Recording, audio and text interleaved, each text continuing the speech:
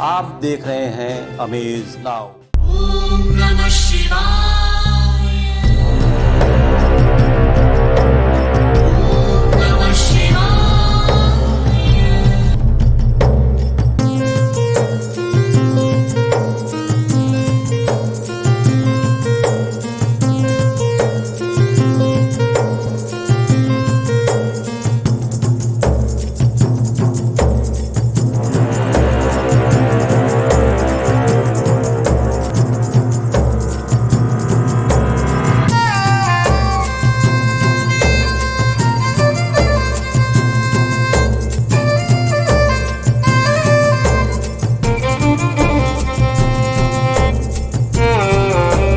नमस्कार दोस्तों, सावन के सोमवार के इस पावन पर्व पर सोनी निगम और अमेज नाउ की पूरी टीम की तरफ से आप सभी को बहुत बहुत शुभकामनाएं।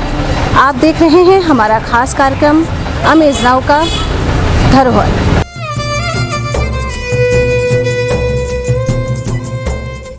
दोस्तों, यूँ तो हिंदू धर्म में सावन के पूरे महीने की बहुत ही अधिक मान्यता है।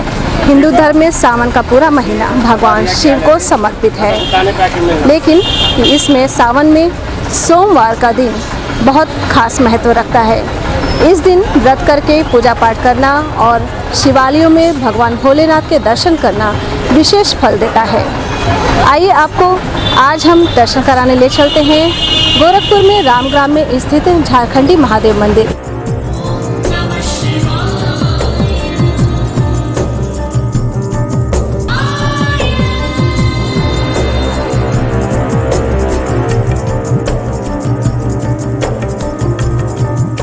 इस समय हम झारखंडी महादेव मंदिर के गेट पर खड़े हैं। आइए आपको हम मंदिर के अंदर ले चलते हैं।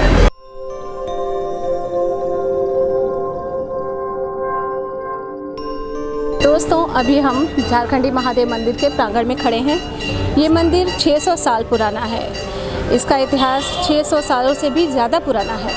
ऐसा है कि यहाँ पर एक सूखा वृक्ष है और जो यहाँ इस मंदिर का ये खासियत है कि इस मंदिर का जो शिवलिंग है वो आज भी खुले आसमान के नीचे है। यहाँ पर छत बनाने की काफ़ी कोशिश की गई मगर वो कामयाब नहीं हो सका। आइए आपको हम मंदिर में ले चलते हैं।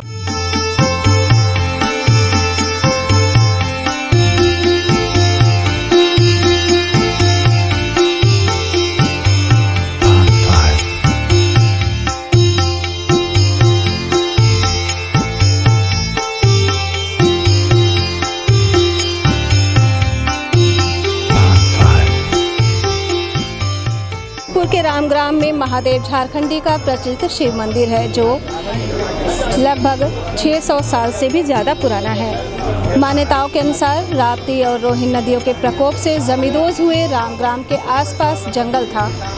लकड़हारा झाड़ियों के बीच मौजूद पेड़ की जड़ को कुल्हाड़ी से काट रहा था। अचानक कुल्हाड़ी किसी पत्थर से टकराई। उसने दूसरी बार चलाया तो उसमें से खून दिखाई दिया और वहाँ मौजूद गड्ढा खून से भर गया। उसने बस्ती में जाकर लोगों को इसकी जानकारी दी। गांव के लोग पहुँचे और सफाई के बाद यहाँ उन्हें काले रंग का एक शिवलिंग दिखा जो धीरे धीरे नीचे होता चला गया। ग्रामीणों ने गड्ढे में दूध भरने की बात कही। लोगों ने दूध भरना शुरू किया और शिवलिंग से खून की धारा निकलने के साथ ही वो गड्ढे से ऊपर आता गया। उस घटना के बाद यहाँ पूजा होने लगी। शिवलिंग पर कुल्हाड़ी के निशान थे। मान्यता है कि आने वाले भक्तों के मन की मुराद पूरी होती है।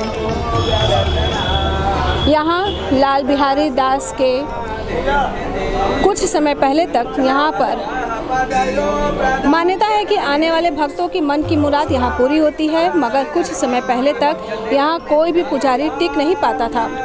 यहाँ लाल बिहारी दास के नाम के एक पुजारी ने एक पांव पर खड़े होकर काफ़ी दिनों तक तपस्या की, तब जाकर बाबा भोलेनाथ प्रसन्न हुए और यहाँ महंत और पुजारियों का टिकना शुरू हुआ। वर्तमान में पीपल के पेड़ के नीचे शिवलिंग मौजूद है।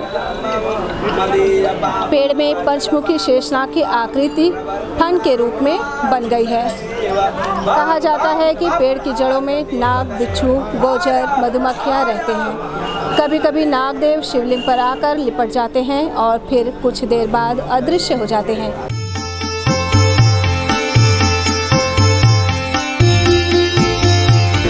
आप देख रहे हैं आज सोमवार है और यहाँ पर भगवान भोलेनाथ के दर्शन के लिए काफ़ी श्रद्धालु आए हुए हैं।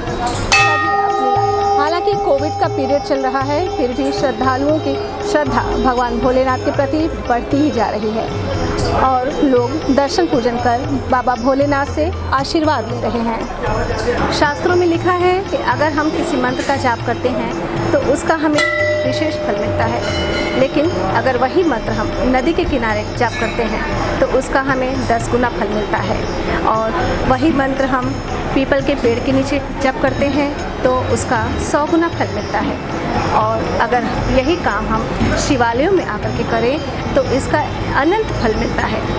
शिवालयों में भगवान भोलेनाथ अपने हर भक्त की मनोकामना को पूर्ण करते हैं, उन भक्तों की सुख समृद्धि का विशेष ख्याल रखते हैं।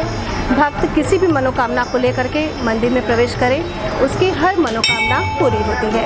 आपकी कोई ऐसी मुराद जो यहाँ पर आकर के पूरी हुई हो? होती है, बहुत सारी मुरादें पूरी हुई हैं। अच्छा, मतलब आपको यहाँ पर हर साल सावन में ही आती हैं कि ऐसे ही आते हैं? ही आते हैं, जब मन कर दिया दर्शन करने तब आ जाते हैं। महादेव झारखंडी, यहाँ झाड़ झंखाड़ था और कोई आता जाता नहीं था, और एक किसी चीज़ का वृक्ष था, उस वृक्ष को कोई लकड़हारा काट रहा था और उस लकड़हारे की टांगी शिव जी के लिंग पर पड़ी और खून की धारा बहने लगी, और तब से लोग ये कहे कि शंकर जी प्रकट हो गए हैं, और तब से लोग इसकी पूजा कर रहे हैं। टांगी का निशान आज भी शिवलिंग पर है, जाके आप देख सकती हैं।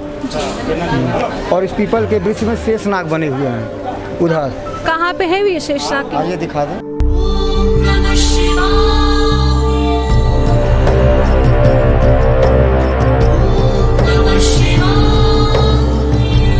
ये शेषनाग की आकृति कब से बनी हुई है यहाँ पे? ये तो बहुत पुराना, हम लोगों को पता नहीं है। पीपल के बीच में 5 वृक्ष जो है एक साथ बने हुए हैं और इसी में से आकृति निकली हुई है, और इसमें शेषनाग रहते हैं। ॐ नमः शिवाय। नीलकंठ महादेव का ये मंदिर हिंदुओं की आस्था का प्रतीक है। सदियों से हिंदू यहाँ पर आकर के दर्शन पूजा करते हैं। न सिर्फ हिंदू, ऐसा कहा जाता है कि यहाँ पर मुस्लिम भी पूजा करने के लिए आते हैं। मेरे साथ इस समय मंदिर के पुजारी शंभुगिरी जी हैं। आइए उनसे इस मंदिर के बारे में थोड़ी जानकारी प्राप्त करते हैं। पुजारी जी आप हमें ये बताइए कि इस मंदिर का क्या इतिहास रहा है? इस मंदिर का इतिहास इस प्रकार से है कि इस शिवलिंग का पुरातत्व विभाग के मतानुसार इनकी उत्पत्ति 1845 बताई जाती है, लेकिन इनकी मुख्य रूप से जानकारी 1928 में हुई है बाबू गबूदास रईस के माध्यम से। ये जो ज़मीन है ये बाबू परसोत्तम दास रईस का है। तो यहाँ जो है घना जंगल था, घना जंगल रहने के नाते ये पत्तों से ढके रहते थे, इसीलिए इनका नाम महादेव झारखंडी पड़ा।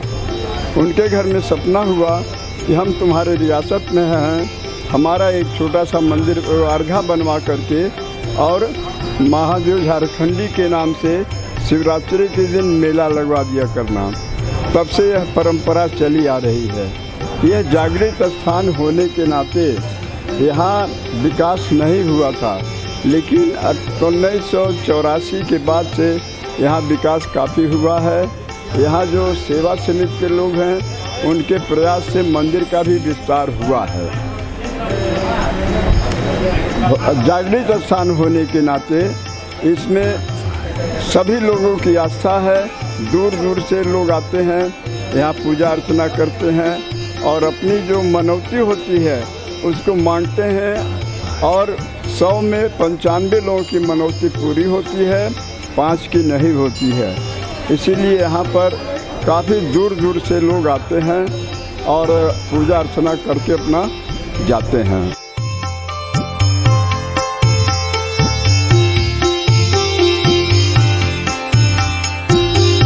एक पेड़ में जो है वृक्ष में नीचे शेषनाग की प्रतिमा बनी हुई है।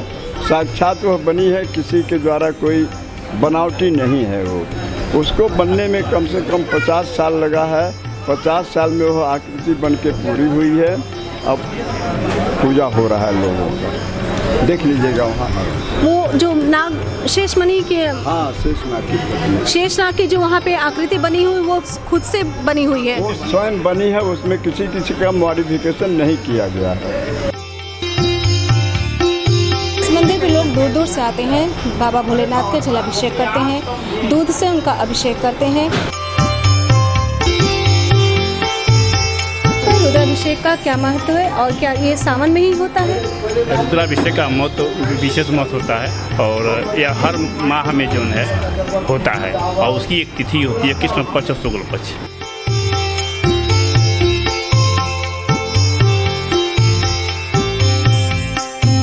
सावन और मलमास में जो है इसका विशेष महत्व है। इसमें जो है तिथि की विशेष गरिमा नहीं की जाती है और इसमें जैसे जो दूध से लोग जो करते हैं रुद्राभिषेक, उसमें संतान उत्पत्ति के लिए, संतान की मनोकामना पूर्ण करने के लिए जो है इसमें दूध से अभिषेक करते हैं।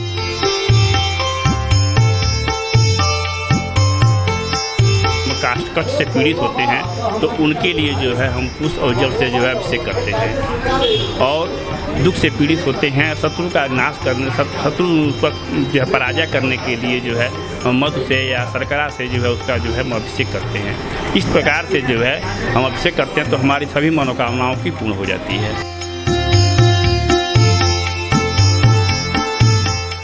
नीलकंठ महादेव के दर्शन करने के लिए आप भी इस मंदिर में अवश्य आए, बाबा भोलेनाथ के दर्शन करें, उनका आशीर्वाद लें। बाबा हम सब पर अपनी कृपा बनाए रखें। इसी कामना के साथ हम आपसे विदा लेते हैं।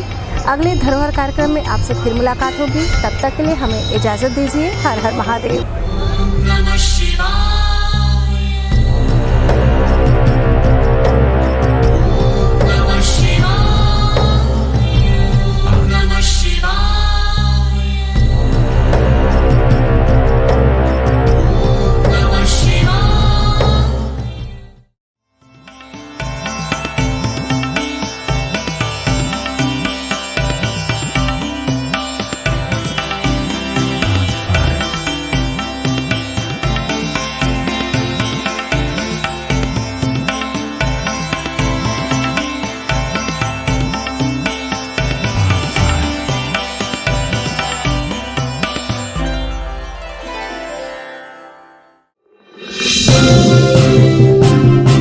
आप देख रहे हैं अमेज नाउ।